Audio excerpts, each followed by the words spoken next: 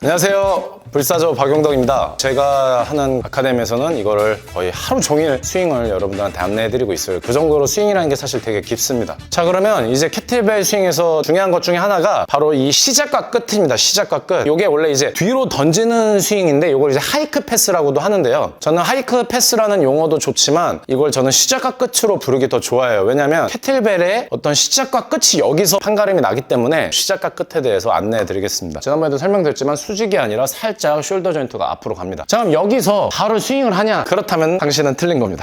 캐틀벨 스윙은 이제 원심력 운동이고 수평 운동이에요. 비거리가 나와야 돼요. 그러려면 어떻게 해야 되겠어요? 내 밑에서 당기는 게 아니라 앞에서 당기도록 세팅을 해 놓으셔야 됩니다. 자, 그래서 요 지금 셋업이 중요한데요. 어느 정도 거리냐? 이거는 사람의 뭐 신장, 이 허리, 팔 길이에 따라서 다 달라요. 정답은 없습니다. 카운터 밸런스라고 캐틀벨과 이제 줄다리기 할 수 있게끔 서로 양쪽에서 팽팽하게 당길 수 있는 거리가 되는 정도의 삼각형을 만들어 주시면 돼요. 자, 그럼 이 상태에서 데드리프트 세팅을 해요. 자, 그럼 제가 가만히 있으면 캐틀벨을 앞으로 끌려가죠.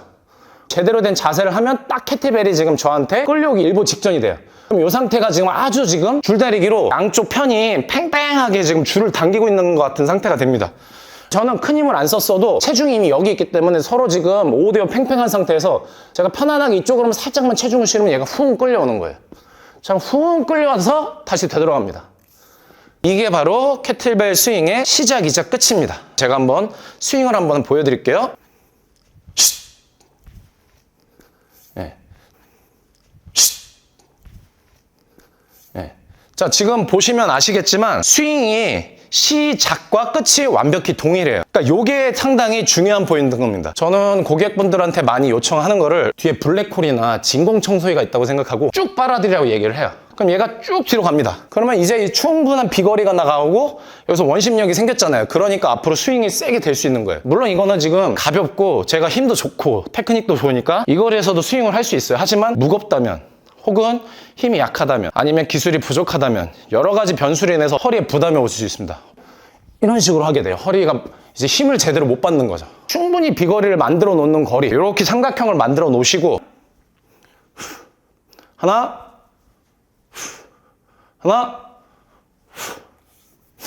이렇게 캐틀벨을 뒤로 뺐다가 되돌아 놓으실 수 있어야 됩니다. 여기서 이제 많이들 실수하는 게 시작하면 이렇게 하시는 분들 많아요. 여기서 충분히 뒤로 안 보내고 이렇게만 보냈다가 하면 스윙이 매가리가 없어집니다.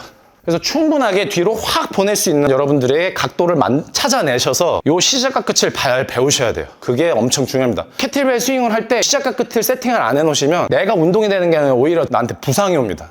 그러면 스윙 이게 다 배운 거냐? 당연히 스윙의 디테일한 각도를 이해하셔야 돼요. 여기서 정말 중요한 테크닉, 바로 찹 앤 팝입니다.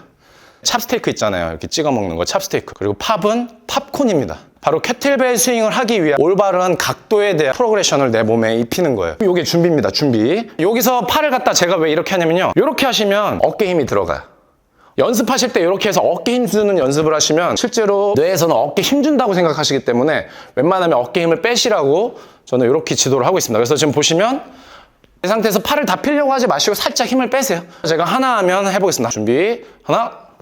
그러면 이렇게 자기 고관절, 팬티라인 기준으로 내가 무거운 거를 잡고 놓치면 팡 하고 떨어지잖아요. 마찬가지입니다. 내가 힘을 뺐을 때 이게 팡 하고 내 몸에 그대로 와야 돼요. 이게 바로 첫 번째 찹입니다. 내 몸을 탁 하고 찍는 거죠. 자, 그러면 이게 힘을 받았어요. 당연히 고관절이 접힙니다. 그대로 캐틀벨의 동선 따라서 접혀요. 우리가 지난번에 얘기했었던 캐틀벨 데드리프트 자세, 완전히 수직이 아니라 그대로 살짝 어깨가 앞으로 나간 자세, 손이 최대한 뒤로 빠집니다. 그러면 팔은 거의 8시쯤 가게 돼 있어요. 준비. 하나, 둘, 셋, 넷. 하나, 둘, 셋, 넷입니다. 그래서 나는 수직으로 일어나지만 캐틀벨은 수평 움직임을 통해서 마지막에 팝으로 쭉 날아가는 거예요. 이 무게가 내 몸에 붙지 않고 하게 되면 허리가 작살날 수가 있습니다. 데드리프트는 내가 무거우면 무리 안 하거든요. 근데 캐틀벨 스윙은 되게 폭발적으로 움직이고 가동 범위가 데드리프트보다 훨씬 더 내 몸과 멀리 떨어져 있어요. 그래서 내 몸의 척추관절들이 한 곳에만 하중이 실리더라도 바로 디스크에 부담이 갈 수 있습니다. 그래서 스윙하다가 오히려 허리 아프신 분들이 꽤 돼요. 그래서 이 자세를 찹앤팝을 익히시고 하시면 부담이 훨씬 더 줄어듭니다. 그래서 이 테크닉을 갖다가 충분히 연습을 하시고 스윙으로 넘어가신 분과 적당히 큰 동작만 알려드리고 스윙으로 넘어가신 분들은 반드시 디테일에서 차이가 나게 돼 있어요. 왜냐면 내가 이 각도에서 인지를 하고 하냐와 그냥 몸 전체로 어떤 큰 틀만 이해하냐는 반드시 차이가 생깁니다. 그렇기 때문에 제가 말씀드리는 건 내가 지도자라면 이 테크닉을 확실히 수련을 하시고 넘어가셔라. 준비. 뒤로 뺐다가 하나. 다시.